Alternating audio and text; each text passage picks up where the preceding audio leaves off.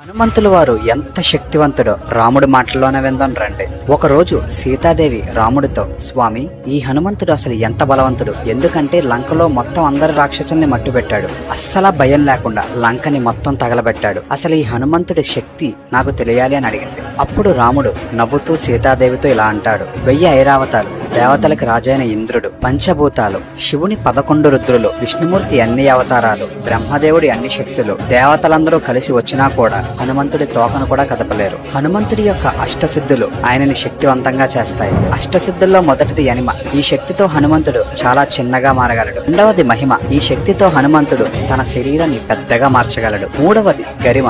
ఈ శక్తితో హనుమంతుడు తన బాడీని ఎవ్వరూ ఎత్తలేనంత బరువును చేయగలడు. నాలుగవది ప్రాప్తి. ఈ శక్తితో హనుమంతుడు తలుచుకుంటే ముల్లోకాల్లో ఎక్కడికైనా వెళ్ళగలడు. ఐదవది లగిమ. ఈ శక్తితో ఆయన వెలుతురు కన్నా వేగంగా ప్రయాణం చేయగలరు.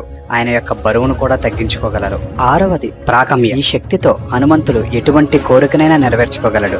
ఏడవది వశిత్వ. ఈ శక్తితో హనుమంతుడు దేనినైనా తన వశం చేసుకోగలడు. ఎనిమిదవది ఇషిత్వ. ఈ శక్తితో హనుమంతుడు ప్రపంచాన్ని మొత్తం తన ఆధీనంలోకి తెచ్చుకోగలడు. హనుమంతుడు నా పక్కనున్నాడు కాబట్టి సరిపోయింది సీత, లేదంటే హనుమంతుడిని ఓడించడం నా వల్ల కూడా కాదు అని సీతాదేవితో నవ్వుతూ చెప్తాడు రాముడు. ఈ వీడియో కనుక మీకు నచ్చినట్లయితే జై హనుమాన్ అని కమెంట్ చేయండి.